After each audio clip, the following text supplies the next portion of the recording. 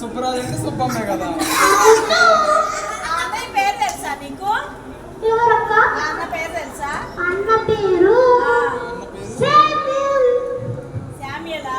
నా పేరు నీకెలా తెలుసు? ఓ నిన్న మీ ఆయనతో చూసా కదా అక్కడ మనం మాట్లాడాము. మీ హస్బెండ్ పేరు చెప్పు వాళ్ళకి. నా ఇంకా పెళ్లి కాలేదయ్యా. నిన్న కనపడ్డా ఎవరితో? వాళ్ళు ఎవరు మరి నిన్న కనపడ్డావు? మా ఫ్రెండ్స్. ఆ? మా ఫ్రెండ్స్. ఫ్రెండ్సా? అవును. అబ్బాయి